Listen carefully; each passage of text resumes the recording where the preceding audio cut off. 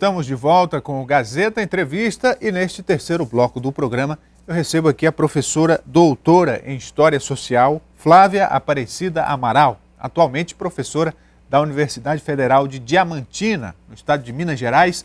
Ela está aqui em Rio Branco participando de uma atividade do Ministério Público Estadual.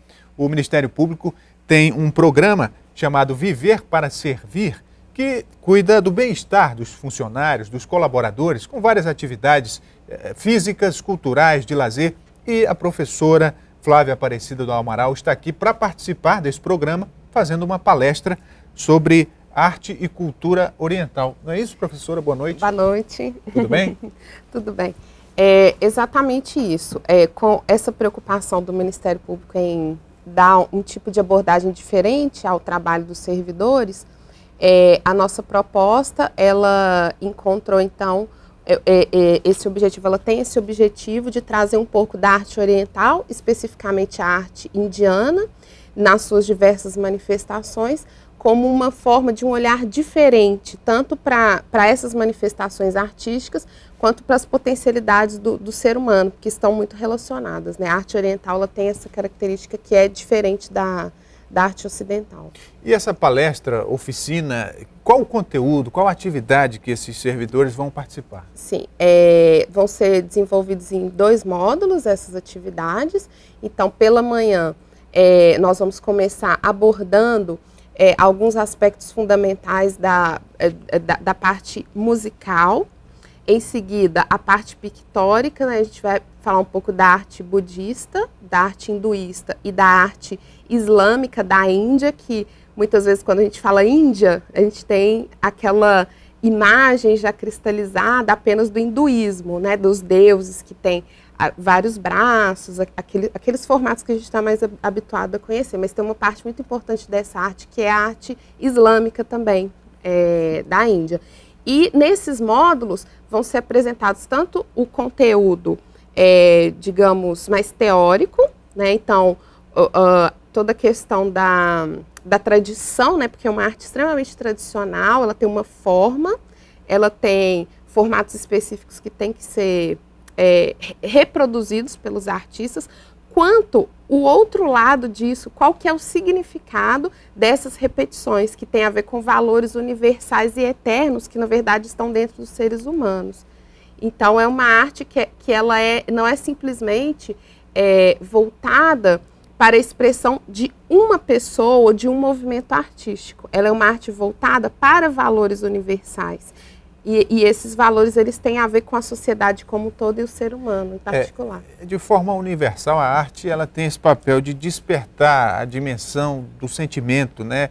Daquilo que é abstrato, mas que é importante para o bem-estar da pessoa. Vendo por esse ponto de vista, como é que a senhora avalia a importância da arte, da cultura de forma geral? Uhum. A arte, ela é uma expressão da alma, né? Quando as palavras não podem mais expressar, ou a razão não pode expressar, a arte vem para dar vazão a tudo isso.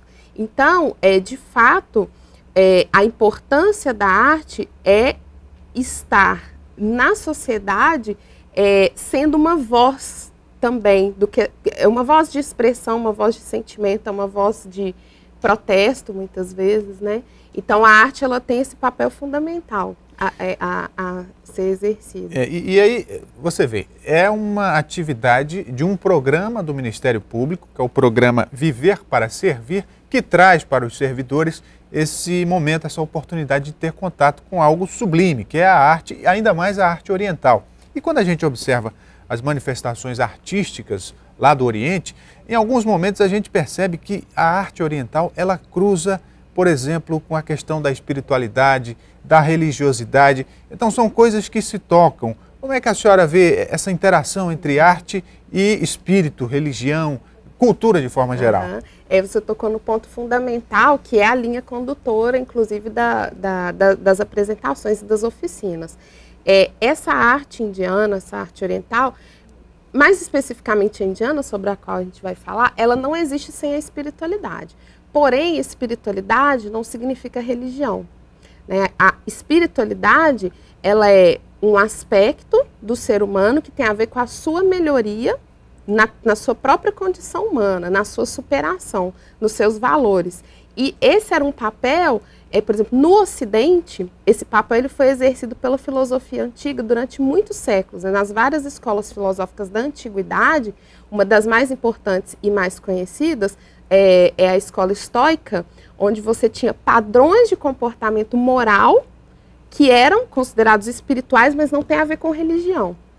E depois o Ocidente acabou tomando outro caminho, a nossa filosofia tomou outro caminho. Mas tanto a arte quanto a filosofia oriental, o foco é a espiritualidade. Não no sentido em se acreditar em algum deus ou praticar alguma religião, mas no sentido de se superar como ser humano, de ter o controle sobre as suas paixões, sobre os seus desejos, ter o controle sobre si mesmo. Então a espiritualidade é a arte de você alcançar o controle sobre si mesmo. Então está muito relacionado a essa... E algumas questões relacionadas ao bem-estar do ser humano, elas são muito mais profundas do que aparentam, né? São questões de fundo psicológico.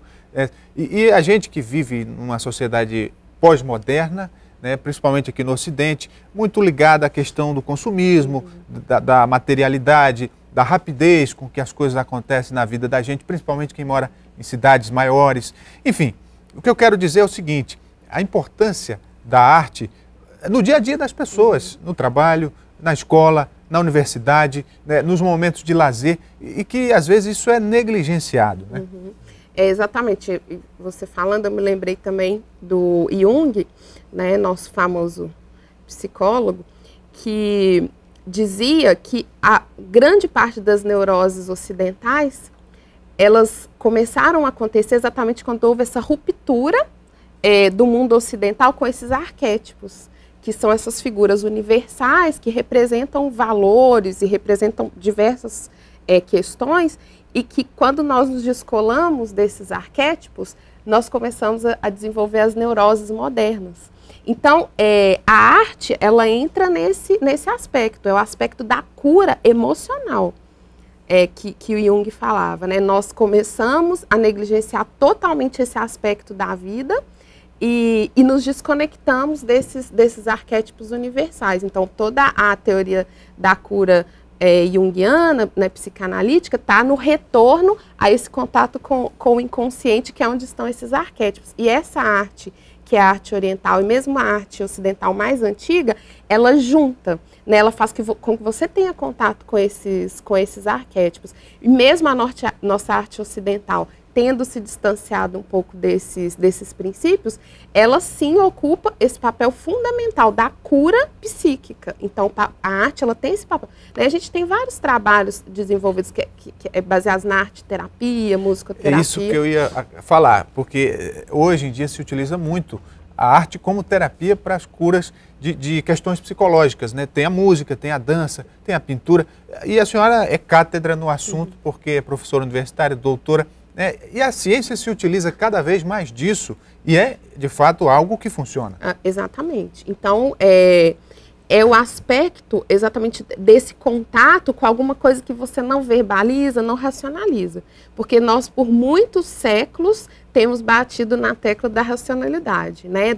Daquele pensamento cartesiano, tudo tem que ser muito bem explicado racionalmente, você tem que ter uma cadeia argumentativa para chegar em algum lugar. E chegou num ponto em que realmente a medicina, a psicologia, todas essas ciências da saúde, elas percebem a urgência desse desenvolvimento desse outro lado, que não é o lado racional. E que não necessariamente você vai preencher com algum dogma religioso, alguma coisa que está de fora para dentro, mas o contrário, de dentro para fora. Então, à medida a arte, ela vai tocar exatamente nesse ponto. Na medida em que ela toca alguma coisa lá dentro, que é universal, que é humana, ela te reconecta, né? Ela faz com que você se reconecte a essa essência maior que, na verdade, está em todos os seres humanos. E essa é a fonte da cura. E não nenhum livro que você vai ler, porque senão seria muito fácil, né? Quantos livros existem sobre ansiedade? Todo mundo sabe que os grandes especialistas sobre depressão. Não adianta você ler um livro sobre depressão para você se curar da depressão. Isso é um fato. Então, de onde é que vem essa cura, essa autocura? Vem exatamente dessa reconexão com características, com potencialidades que já estão dentro de nós, mas estão adormecidas. Muito bem, eu conversei aqui com a professora doutora em História Social, Flávia Aparecida Amaral, que é professora da Universidade Federal de Diamantina, em Minas Gerais. Ela está em Rio Branco, participando de uma atividade do Ministério Público Estadual, que integra o programa Viver para Servir, que é um programa que trabalha justamente o bem-estar dos colaboradores da instituição. E eu quero só reforçar aqui o convite para os interessados, o público-alvo nessa oficina e a data e local. Isso, essa oficina vai ser oferecida amanhã, dia 22 de agosto, na Biblioteca da Floresta. Então são 2 módulos, né? O primeiro módulo de 9 ao meio-dia e o segundo módulo de 15 às 18 horas. Então você que nos acompanhou, fique ligado. Para você de casa que esteve conosco até agora, muito obrigado por sua audiência. Gazeta Entrevista de hoje fica por aqui.